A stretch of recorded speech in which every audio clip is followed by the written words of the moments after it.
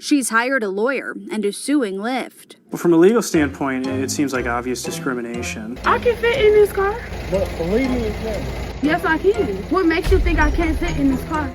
It would be no different than a driver pulling up and saying, I don't want to have black people in my car. Imagine this. You're all dressed up, ready for a big night out. You call for a cab, and 10 minutes later, your ride is here to take you to your event. But when you reach for the handle, it's locked. Surely this is a mistake, but no. Rather than unlocking his doors, he rolls down his window to tell you that he can't take you. You're too big for his car. Looking at his 10-year-old compact sedan, tires worn down to bare, and an engine that already sounds to be struggling, you realize that this chariot is no match for your 500-pound frame. You have outgrown a full-ass car. And you think to yourself, how did I let things slide so far? First, it was the airplane seats getting a little too tight. Then the seatbelt couldn't quite latch. But now, to not even fit inside a car, and suddenly you see the error in your ways. You have to get real with yourself and really stick to a diet this time. This is finally the wake-up call that you needed. JK, that did not happen. Because this is America, where when faced with the reality of the consequences of your actions, you sue. Obviously. Duh. So today we're getting into this little trending topic that is the rapper known as Dank Demoss, as she's known at the mic. She shared a video on her Instagram detailing this horrific act of injustice. A Lyft driver dared to refuse her a ride. What? Yeah, I'm sorry. What? For what? What you saying? Yeah, I got no space in my car is small. I can fit in this car. But believe me, you can. Yes, I can. Believe me. So, I'm sorry. What I'm gonna do about my money? I'm gonna cancel you. You're not gonna be charged. So you telling me I can't get in the Lyft because I can't fit in your car? Yeah, you need to order a bigger car. What make you think I can't fit in a car? At least this man had the courtesy to say this to her face. He didn't just take one look, cancel the ride, and screech off. No, he was polite about it. And honestly, if he had just dipped out immediately, then she wouldn't have had the video evidence that she needed to file this lawsuit. But Buddy here told her specifically that she needed to order the Uber XL, or whatever Lyft's equivalent is. So every big person you turn down because they can't fit in your car? Yeah, because they need to order the Uber XL it's called. No, I don't never have to order an Uber XL. And to me, this should be good enough reason. He's not saying that Lyft cannot accommodate her. They can. He's just saying that his vehicle is not equipped to handle her. Not every vehicle is handicap accessible, and not every vehicle can handle such a wide load. So there's a bit of back and forth with her trying to explain that she's fit in cars this size before, and just being in absolute disbelief that she's being refused. Have you been in cars that size before? Yes, I have. I've been in cars smarter than that. My best friend has a Benz that's newer than this that I can fit in. That's the same size. But then her driver goes on to say something a little interesting. Dajua Blanding tells us she was just trying to get to a Detroit Lions watch party this month when her Lyft rolled up. As I'm walking, I see him making faces or whatever. I'm like, oh man. She already knew. The kicker part was when he started to talk about his tires, So you really telling me I'm too big to get in your car, so I gotta order another Lyft? Yeah. And to be more specific with you, I got very tired tires. What I got to do with your tires?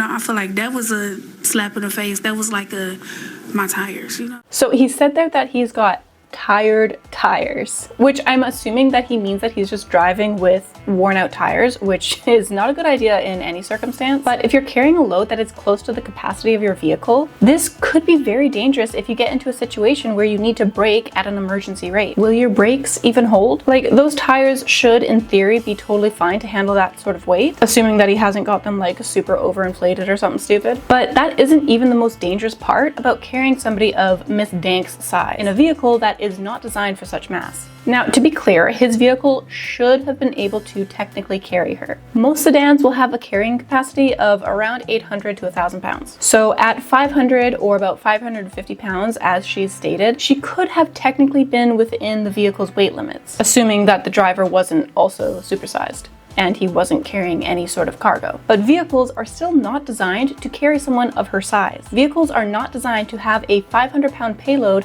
seated in one corner of the vehicle like that. It will affect the vehicle's braking as well as increase the possibility of a tire blowout, as the driver was worried about. And it'll also affect the vehicle's handling going around curves, increasing the vehicle's propensity to roll. And long term, carrying passengers of this size can have detrimental effects on the vehicle's shocks, suspension, and even its transmission. And this is all without even mentioning the issue of seat belts. What was her plan if she did fit in? Just hold on and hope for the best? Because let's say she did fit into this vehicle, as she so vehemently claimed that she could. What are the chances that she'd be able to fit that seatbelt around her? Pretty slim. An unbelted 500-pound passenger becomes a 500-pound projectile in a crash. Even at 30 miles an hour, that is not something that looks survivable. And we've encountered this seatbelt issue before in the Super Morbidly Obese when talking about ride shares. For example, looking at J-Bay. Every time I use a rideshare, I'm forced to ride without a seatbelt because there are no seatbelt extenders. It's time to make it mandatory for ride shares to provide seatbelt extenders. Okay, so I am a little bit divided on this issue. On one hand, you did this to yourself, your actions have consequences, and those consequences now include things like not fitting into a typical seatbelt. On the other hand, at only like 20 or 30 bucks, ride shares like Uber and Lyft should be able to afford to reimburse their drivers to buy a seatbelt extender, because no, these things are not interchangeable. So even if J-Bay or Miss Dank were carrying their own seatbelt extender, it may not have fit in the vehicle. And another influencer, I believe her name is pronounced Chaya, she faced the same problem when trying her city's new self-driving cars. I'm too fat to safely ride in a Waymo, and you might be too. I buckled my seatbelt. No way I was riding in a futuristic self-driving machine without it. And bam, the seatbelt clicked and immediately locked. Okay, it happens. Let me try again. Removing my seatbelt instantly made the car scream at me. But you know, I had to. The seatbelt locked yet again almost instantly. Damn it. And before you think I'm the problem, we're just too damn fat for this car, the seatbelt locked on my smaller wife too. Fat people deserve a safe, comfortable ride just like anyone else. Waymo, you need to provide seatbelt extenders. It's as simple as that. They're relatively inexpensive and should simply be in the car for customers to use when they're needed. And just as a disclaimer, this lady does have some like actual useful information on her account when it comes to things like vehicle maintenance. She makes it really easy and accessible. However, I don't think she's fully thinking this through when it comes to safety in the vehicle. Her main goal here just seems to be able to fit physically in the vehicle. But seatbelts are a piece of safety equipment that are engineered and rigorously tested to be able to save you in a crash or at least minimize your injuries. Just because you can get the seatbelt to click does not mean that you've solved the issue of your weight exceeding the design limitations of this piece of equipment. Being super morbidly obese means that your seatbelt is likely to ride up your stomach and up your neck. Seatbelts should be worn across your hips. Push the belt as far down as you can, under your belly if possible. Seatbelts that are worn improperly like this will increase your risk of internal injuries and even strangulation. And even worse than this, having the seatbelt ride up like this means that it's probably not going to adequately secure you at the hips as it's designed to do. And that means you now run the risk of sliding out and under your seatbelt. And yes, this does happen. If you're not wearing your seatbelt properly, it will not function as it's meant to. And if you're so obese that you can't fit a seatbelt around you as it's intended to be worn, then you risk not only your own safety, but the safety of everybody else in the car as well. And this is not to mention the extra force that you're putting on that seatbelt. Maybe the belt itself will stay intact, but will the buckle? Was the buckle designed for that much force? I don't know, but snapping an XL extender into your seat is not going to increase the strength of that buckle or the fit of the belt. So I forgot to mention here that there's also an entrapment risk. So like in the case of an emergency, like a fire, for example, you're going to want to be able to exit your vehicle as immediately as possible. And beyond that, we've seen examples on My 600-Pound Life where getting stuck in a vehicle has put a patient in serious risk of injury. And she's down, stuck on the floor and unable to get up now with the position she's in. And my concern is that the strain of that will lead to her suffering cardiac arrest here soon if we don't get her up. So what's the solution here? Honestly, I don't really know. Normal passenger vehicles aren't designed to carry 500-pound people. And these people exist, and we can't expect them to just immediately lose the weight. They're going to need transportation services as well. But should we remake all cars so that every car can accommodate a 500-pound person? No, I don't think that's very reasonable. It's good that manufacturers are actually working to increase vehicle safety to accommodate for what is now the average person, about 20 some odd pounds heavier than the average person was 50 years ago. But there will be no limit if we have to start accommodating for people of 500 plus pounds. So just like wheelchair accessible vehicles, special care and consideration needs to go into transporting people that don't fit into these average accommodations. Now, at this point, you might think that Miss Dank's logical conclusion would be, wow, maybe I really should order larger vehicles from now on. But no, because this happened in the US of A in 2025, and personal responsibility is so last year. Instead of acknowledging that maybe, just maybe, compact sedans aren't designed for linebacker-sized passengers, Ms. Dank decided that this was actually a case of discrimination, and she filed a lawsuit against Lyft and their driver. Yes, a lawsuit. Because apparently saying, hey, my vehicle literally physically cannot accommodate you is now a civil rights violation. And at first, I scoffed at this lawsuit. Surely she has no case against Lyft or their driver, but lawyers are absolute weasels. And I'm sorry for all the lawyers out there. I know some of you are very nice and reasonable, but y'all know that some of you just do anything to get the case. And I think Miss Dank found a couple of lawyers that will do anything to fight for Miss Dank's right to fit in a compact sedan. You, like me, may be wondering, how on earth is this a case of discrimination? Well, in the state of Michigan where this occurred, obese individuals are a protected class. She's hired a lawyer and is suing Lyft. Well, from a legal standpoint, it seems like obvious discrimination. The Elliott-Larsen Act, which is Michigan's Civil Rights Act, specifically protects people from weight discrimination.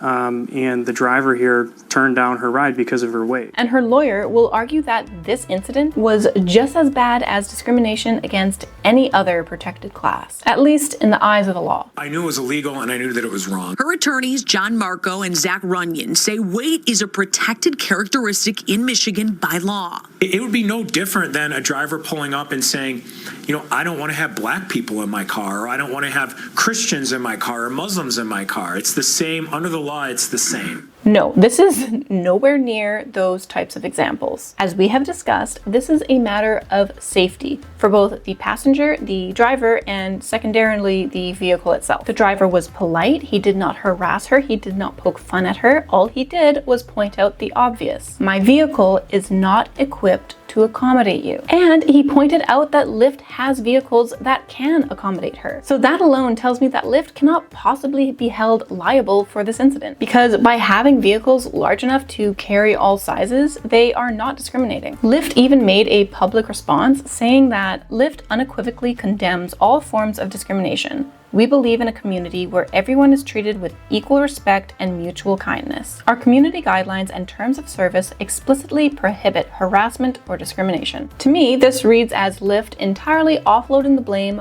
onto the driver. But if Ms. Dank's lawyers want to go after the driver, I think they're going to find some trouble with that too. Because according to that Michigan Civil Rights Act that I brought up earlier, I don't think that weight is a protected class, at least in this circumstance. And disclaimer here, I am not a lawyer, so I could be misreading this. Maybe they do have a case. But in the section that falls under public accommodations or services, the Act states that by law, a person cannot deny an individual the full and equal enjoyment of goods, services, facilities, privileges, advantages, or accommodations because of religion, race, color, national origin, age, sex, or marital status. And notice how on that list, weight is not included. And why would this be?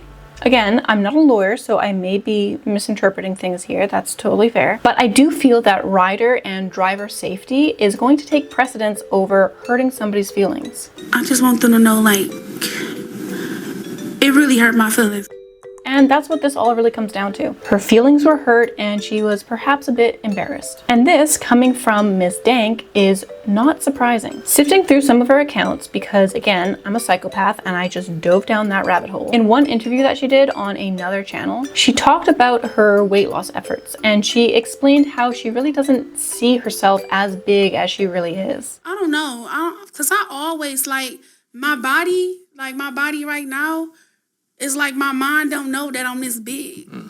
My mind does not know that I'm this big. So I be feeling like I can do everything. So when I walk in the gym, I feel like I'm fit. Or like if I'm trying to do certain shit, I feel like I could do it. And then I be like, damn, I can't do this shit. But in my head, I'm like, damn, I can do that. So I'm gonna walk over there.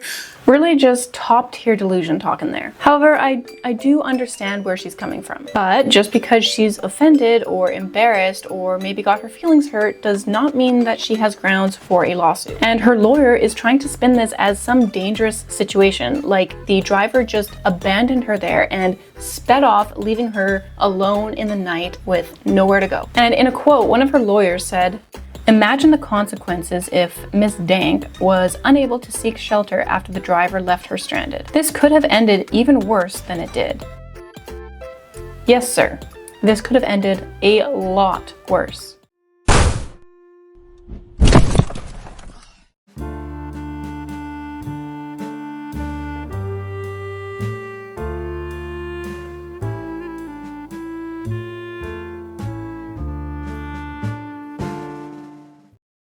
And so that's where I'm going to leave things for today. And I do have plans for a future video, so make sure to subscribe and stay tuned for that.